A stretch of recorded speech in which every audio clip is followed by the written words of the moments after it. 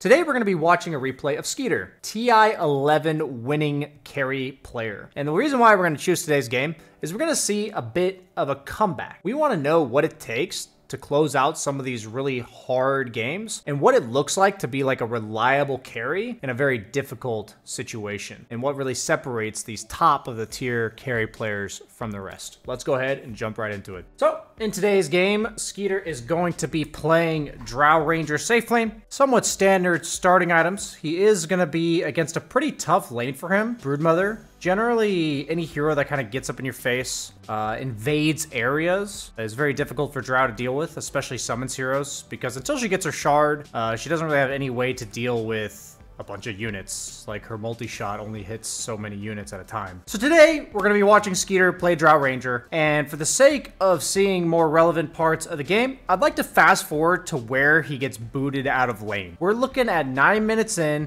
He's Drow Ranger, a hero that normally wants to leave lane at level 6, otherwise she jungles pretty slowly, but every game you're going to have a timing where you have to leave lane. So in this specific instance, Drow has issues dealing with summons. Her multi-shot only hits a small amount of units, and so when Broodmother, the offlaner, gets 6, she now has to leave her lane. So as you're going to see here, he's going to have to dip out of his lane and basically accept that even though it's not the ideal time to start jungling, he doesn't have a choice. We're going to see that his tower is going down. Broodmother's already level 7. Game's kind of shaping up to be a rough one. So we want to know what TI winning caliber players will do in games that look like this. So in this case, he immediately rotates to mid. Looks like he's kind of just accepted, like, I can never go back top, and there's sometimes going to be lanes that are unoccupiable for you. Now, the thing is, in this case, his mid laner knows this and was willing to take over the top farm. In your games, your mid might not know that, so maybe you would need to tell them, like, hey, I can't farm top anymore. You know that guy can clear spiders. Please take my lane for me. And notice how the one time he goes back to top, his mid laner is kind of like escorting him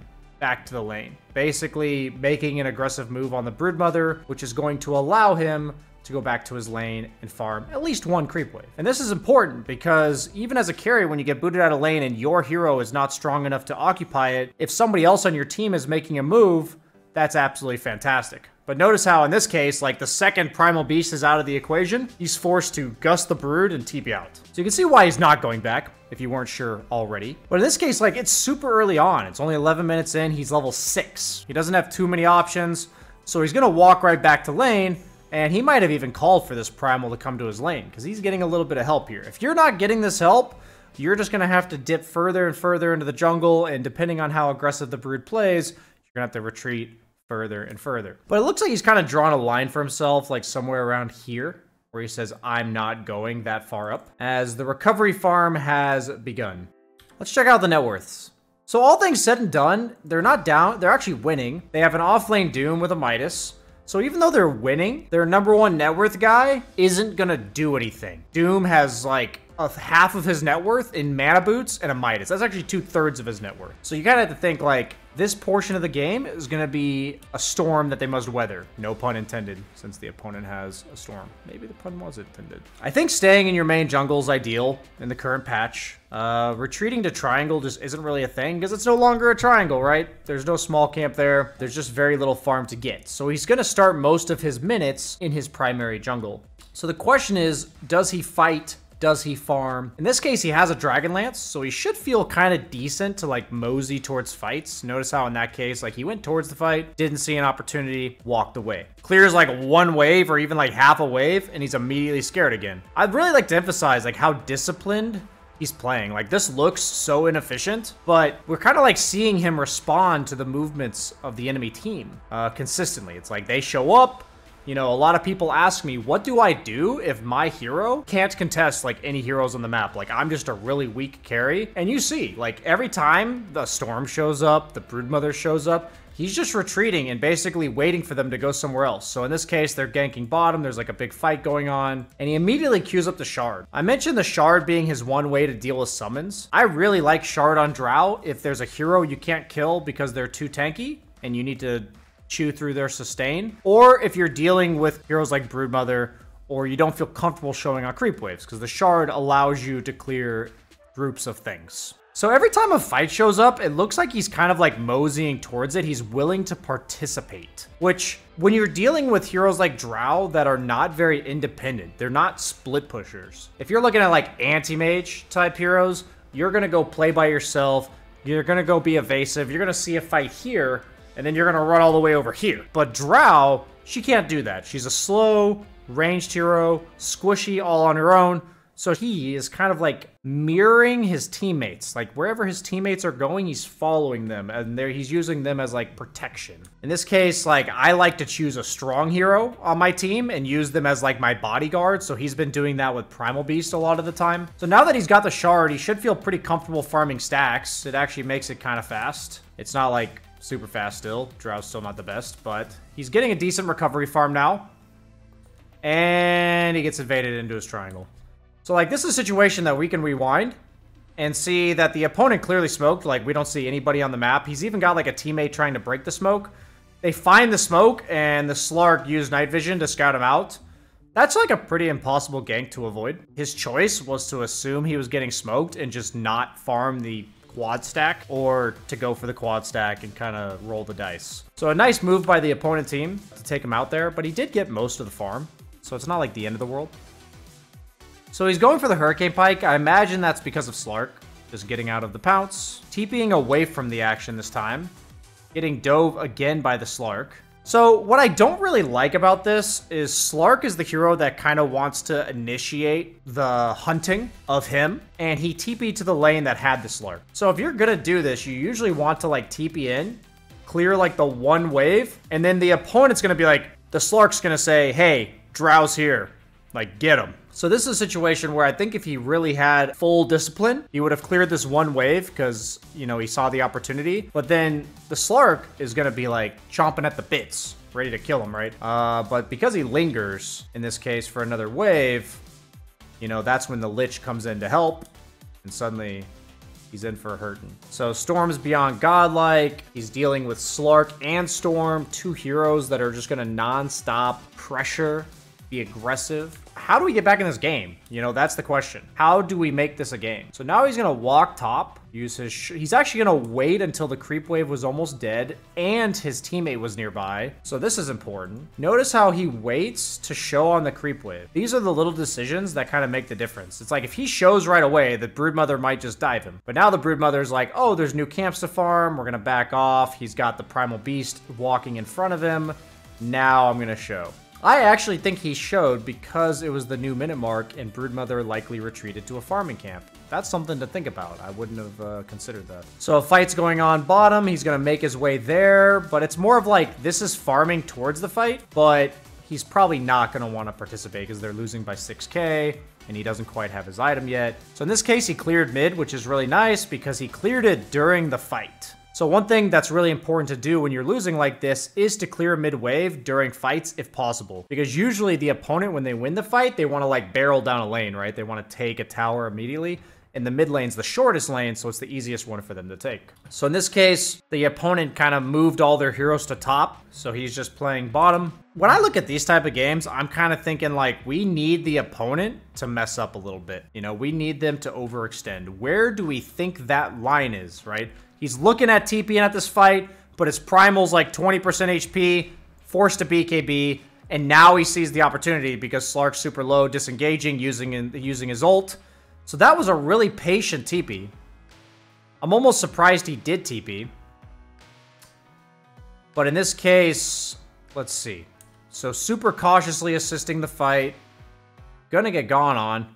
It's arguable that he shouldn't have TP'd here in the first place. But there wasn't like a tower bottom or anything. There was nothing for him to miss other than some camps. You can notice how long he waited to go to that fight. You can see how hesitant he was. So it wasn't like some automatic, like, I have to go to this fight because my team's fighting. He saw like the turn potential coming in from the Doom going in. The Primal Beast got his BKB off, etc. So he immediately queues up the Butterfly. I was thinking like, do you go BKB here? He actually went for a third Wraith Band. So he went like super value items into a big item. It's kind of like a different approach than I would normally take, I feel like. So what I like about Butterfly is that they do have 3 right-clicking cores. Broodmother's a right-clicker. Storm needs his right-clicks to connect for his Overload procs to do damage. And then Slark, so Even Hoodwink's a right clicker with her Q. So I feel like the only fights he's going to are ones where the opponent is pressuring near a tower. And even now, I feel like this is a bit of a weird TP, right? So like, let's rewind before this TP. So his teammates are respawning. Storm is dead, which is not bad. There's actually no camps really near him. He has to walk all the way over here to get to a camp. Why does he TP, right? So he sees that Slark is pretty low. Let's go back to his perspective. He sees that they're overextending a bit, but then nothing happens.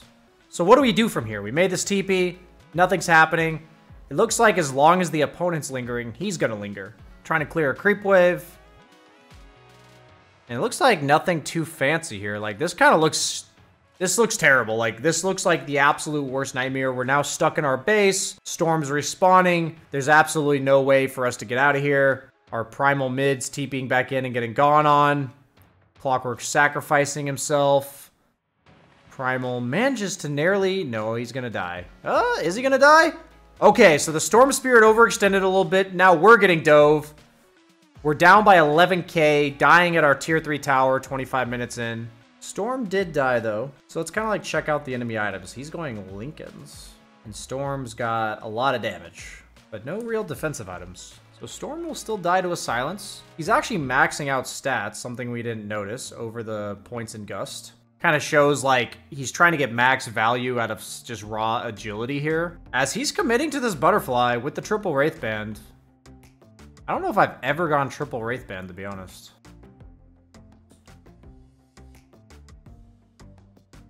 He's actually pretty tanky to this Storm. That's a DD Storm. With somebody nearby, he doesn't have the 50 armor that we're seeing, but... So, these like overall value Wraith Bands are clearly paying off. The problem with BKB in this case is like once you pop BKB, you're pretty much using it to run away. Like he's spending most of the fight running away. So he's trying to give himself like raw efficiency of like survivability. So maybe in some games he would go like Manta. Maybe some games he would go like Scotty or Lincoln's or something. And in this case, he's going Butterfly just because they're all right clickers. We are stuck in base, down by 12k. Skeeter is rank 11 EU, TI winning carry. How do you win these types of games? Right. So Broodmother's taking top. They actually managed to get a crucial kill on the Slark. So that's probably step number 1. Slark going down. And he is actually chunking. I would not have expected him to do that much damage, but he hits for 320 damage. That's a lot with no damage items. I guess that's just kind of drow things. He's gonna retreat back to his team while the opponent is respawning. So he's pretty much just always with his team. Also drow things. There's just really no way to play alone against Slark Storm. They managed to get the Doom onto Storm. Gets his TP canceled by Slark. And he's gonna drop. So what was looking like a bit of a comeback, not so much. So he now queues up the BKB. Talents are pretty normal. I think people pretty much always take those talents. I feel like he saw the Doom and thought like, oh, we can go now since Storm's out of the equation. But Slark with the Ags, the chase potential is just nuts. So in this case, the opponent being pretty ballsy. But I guess it's just Slark things. As he has his ultimate, so he can just get out of jail free. He's up in 10 seconds. Primal Beast is down with no buyback. Doom has to pop BKB before he's even alive. I feel like this is like every carry player's worst nightmare. You're just like watching your team die as you're like 20 seconds from respawning. So how do we defend? One lane of racks down. Enemy diving a little bit. They get the Doom on Slark with the Axe Doom, so he's dead. As a carry player, I feel like we're not doing anything here. But that happens sometimes. Doesn't manage to kill the Brood. So we lost one lane of racks. Slark getting caught out is honestly the saving grace of this game. And Roche is up. So we're down by 10k, but Slark dying there. The thing is, they're against Doom, right? So Slark, like, it doesn't take much for him to mess up and die. So in this case, they're forcing the fight on Roche when Slark is dead. Is this the ticket back in? These are the type of games where, like, the entire game has looked like despair. And people who give up in these games, you know? Like, you don't know what it's going to look like. I had no clue what a fight or like what a comeback was going to look like here. But they killed Slark, turned it into a Roche fight, won the Roche fight, got the Roche, and suddenly it's only 4K advantage for the opponent, and we have an Aegis. This is like a much more winnable game than it was 2 minutes ago. I imagine if we look at the graphs, you know, we're going to spoil a bit here. Look at that. That one death by Slark into a Roche took this game from like 5% all the way back to even in a matter of like 3 minutes. So in this case, Slark overextends one more time. And to be honest, like, this is one carry having discipline and the opponent carry not having discipline. I feel like Slark needed to wait for his team to respawn and go together one more time, right?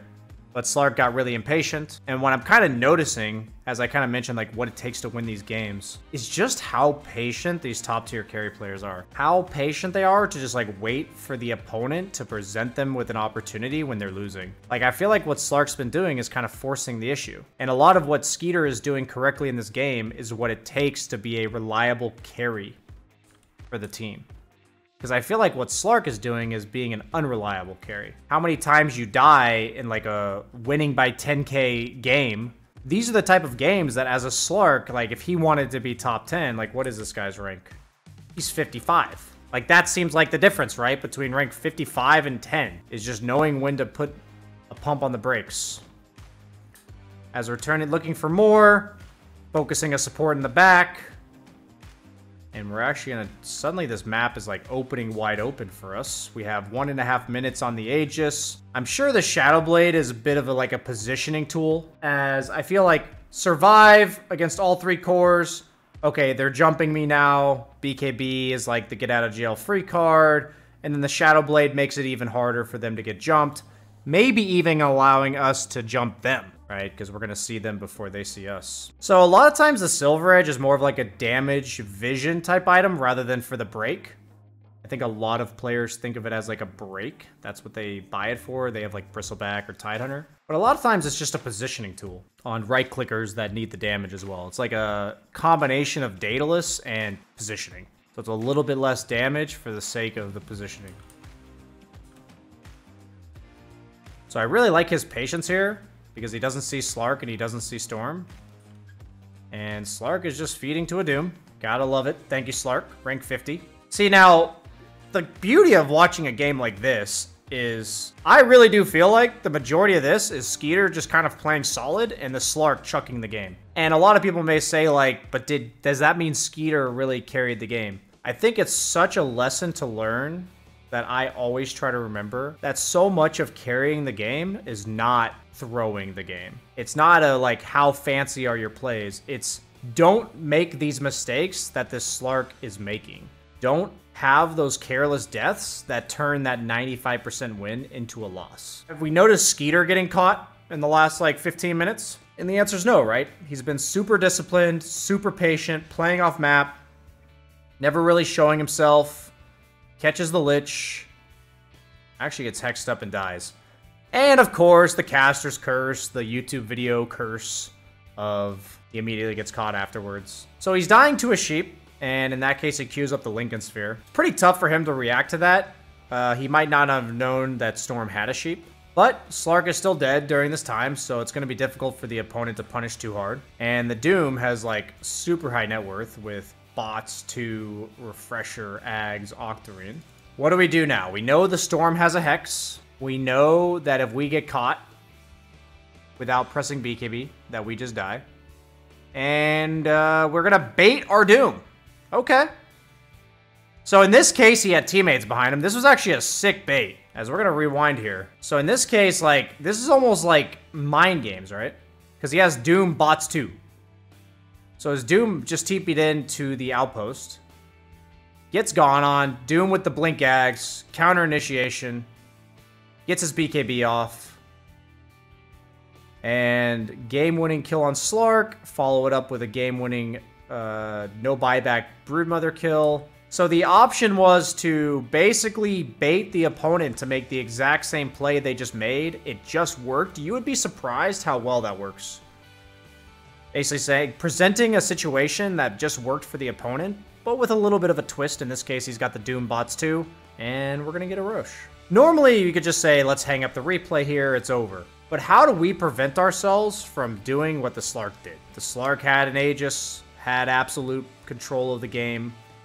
What are we going to do, right?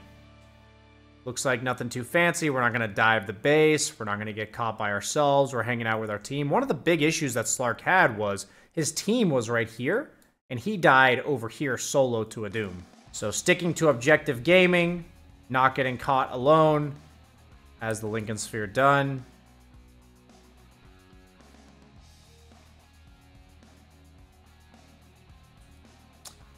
Gets initiated onto. Mirana has buyback. He's got Aegis still, so he's not even popping his BKB.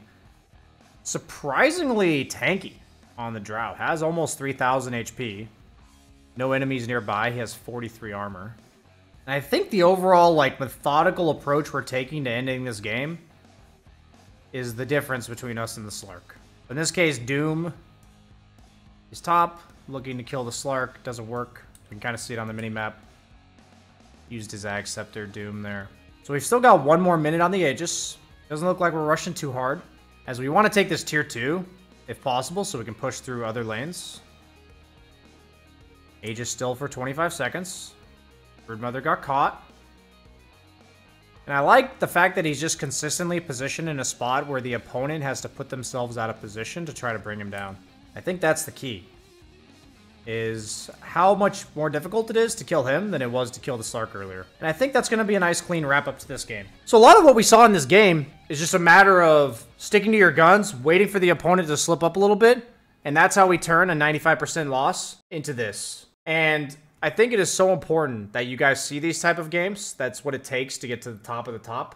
As you can see, Skeeter's rank is number 12. Because Dota is not like you become a god, you become a TI winner, and suddenly all these games are straightforward. You just stomp everybody. There's never a point where that happens. It's how many of the tough games can you pull out of your ass. Hope you guys enjoyed this video. Like, comment, subscribe. Let me know in the comments what you thought.